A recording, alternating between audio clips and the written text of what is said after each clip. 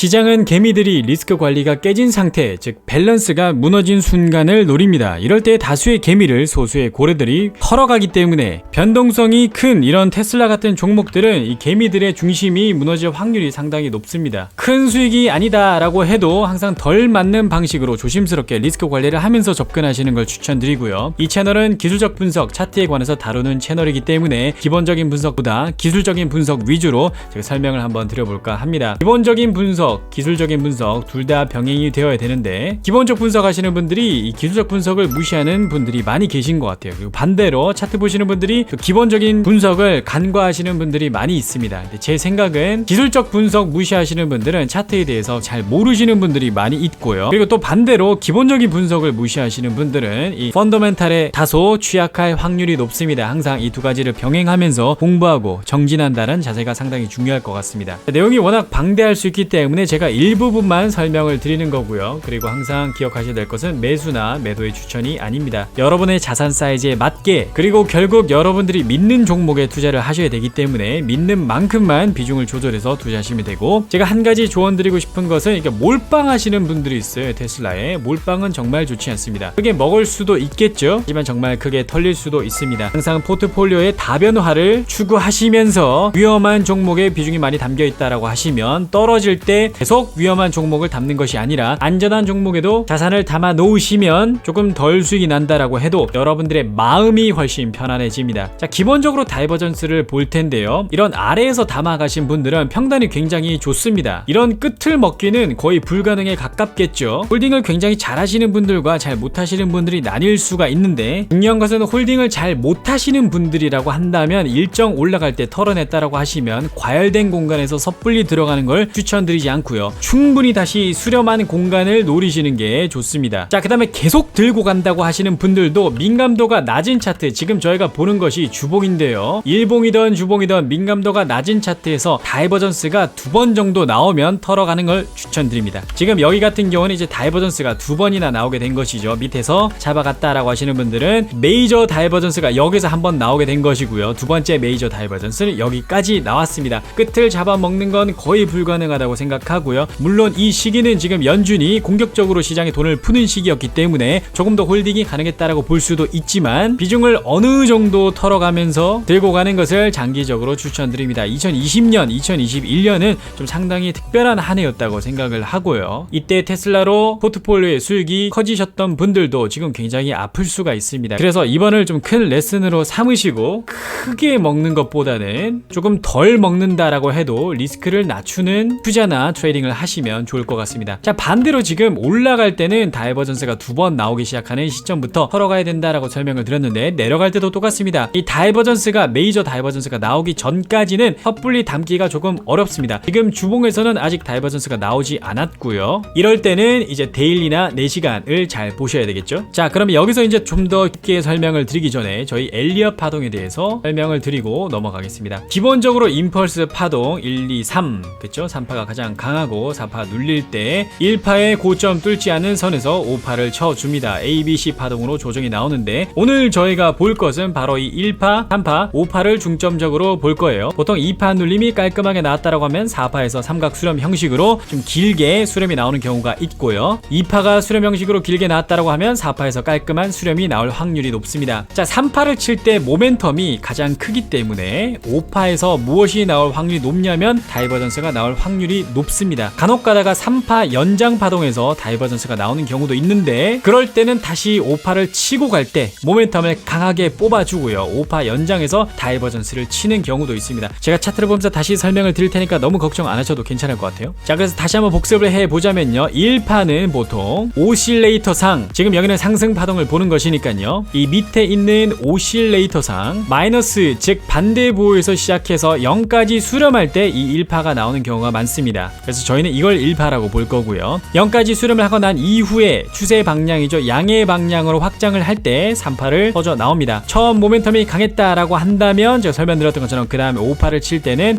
이런 다이버전스가 나오게 되는 것이고요. 오실레이터상 모멘텀은 약해졌지만 5파에서 고점을 뚫고 올라가는 이런 형식이 나옵니다. 근데 이제 변수 같은 경우에 3파에서 다이버전스를 만들어주는 경우에서는요, 5파에서 다시 모멘텀적으로 쳐주고 5파에서 다이버전스를 만들어주면서 주면서 3파에서 고점 갱신 한번, 그리고 5파에서 고점 갱신 한번 이렇게 쳐주는 경우가 있어요. 자, 그래서 저희 이제 엔비디아 차트를 통해서 이 파동을 한번 분석해 보도록 하겠습니다. 저 같은 경우는 개인적으로 1월 첫째 주에 주식 모든 걸 정리를 했고요. 4월 달부터 들어갔는데 지금 제가 설명드린 그 이유 때문이라고 생각하시면 될 것 같습니다. 물론 기본적인 분석, 펀더멘탈 다 같이 분석해야 된다는 것을 잊지 마시고요. 설명드렸던 개념으로 본다라고 하면 이 반대 부호에서 내려칠 때 1파가 나오기 시작합니다. 여기까지가 이제 1파가 되는 거고요. 모멘텀이 아래로 쏠 때 3파가 나오게 되는 것이죠. 모멘텀이 확장을 할 때 눌려주고 이렇게 3파를 쏘게 됩니다. 자, 그리고 이제 다이버전스가 나오게 됩니다.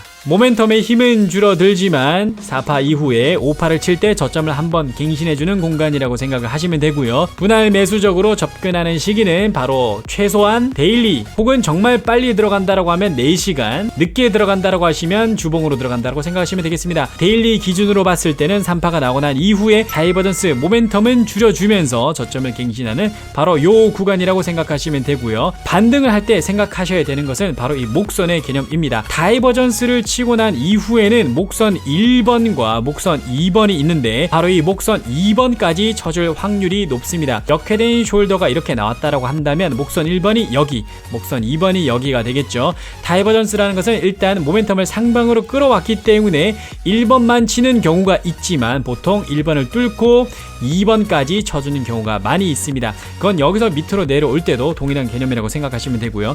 반대 부호에서 밑으로 내려칠 때 1파가 나오게 되는 것이고요. 모멘텀을 확장해줄 때 3파가 나오고 난 이후에 다이버전스가 나올 때 5파를 친 이런 케이스가 되겠죠. 네, 그래서 이제 수렴을 할 때 1파를 치고 난 이후에 눌러주고 3파를 쳐주게 되는 것이고요. 다이버전스가 나올 때 5파까지 친 상태라고 생각하시면 되겠습니다. 그리고 나서 다시 목선 1번과 2번 중에서 2번까지 친 케이스가 된 것이죠. 이전 영상에서 분석해 드렸던 것처럼 항상 반복 시행 가능한 전략이 무엇인지를 잘 분석해 보셔야 내가 지금 차트에 의미를 부여하고 있는 것인가, 아니면 반복 시행 가능한 관점에서 분석을 하는 것인가를 객관적으로 볼 수가 있습니다. 보통 트레이더 분들이 이걸 잘 하죠. 백테스팅도 많이 돌려보시고 아마 퀀트적인 베이스를 많이 보실 겁니다. 이때는 이제 또 무슨 일이 일어났냐면 이 끝에 CPI의 힘을 받아줬어요. 그래서 지금 같은 경우에도 저희가 목요일에 CPI가 있잖아요. 그래서 이제 저점 매수를 하시는 분들이 이 CPI의 힘을 받아서 상승으로 올라갈 때 수익 구간으로 올라갈 수 있는 어떤 그런 기회라고 생각하시면 좋을 것 같습니다.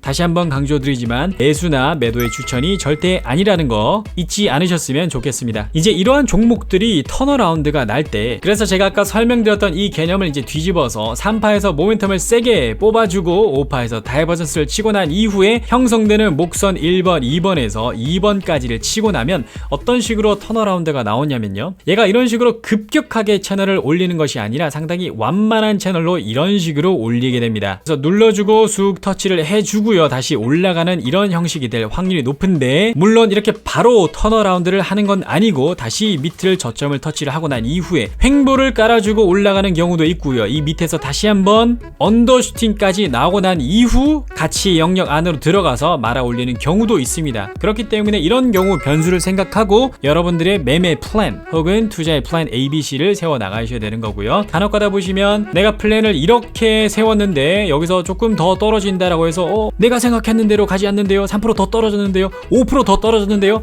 라고 하시는 분들이 있지만 초심자의 마인드가 아닌 인내심을 가지고 투자를 하셔야 됩니다. 하루 이틀, 1주, 2주 만에 퍼포먼스가 나는 것이 아닌 것이 투자이기 때문에 최소 3개월, 6개월 정도는 잡으시고 데드캣 바운스던 아니면 베어캣 마켓 랠리가 나올 때 적당히 털어가시면서 다시 밑으로 내려올 때 다이버전스가 나올 때 담아 가시면서 진짜 턴어라운드가 나오기 시작하는 시점에 또 팔면서 올라갈 수가 있겠죠. 자, 그래서 이제 지금 엔비디아 같은 경우는 만약 여기서 턴어라운드가 나오기 시작한다고 한다면 추세를 이렇게 그리면 저희가 급진적인 추세가 되는 거잖아요. 이럴 때는 이 상방의 채널을 왼쪽으로 당겨주세요. 왼쪽으로 이렇게 당겨주시면 아주 완만한 채널, 이런 채널이 형성이 됩니다. 그러면 여러분들이 고점이 어디까지 칠 수 있는지를 어느 정도는 예측할 수가 있어요. 물론 시장이 아래 저점으로 떨어지지 않는다라는 가정이 되겠죠. 자, 그렇다고 한다면 고용과 지금 연준의 피벗 기대감, 터미널 레이트, 그리고 이제 조만간 발표날 CPI의 도움 등 여러 가지를 받아서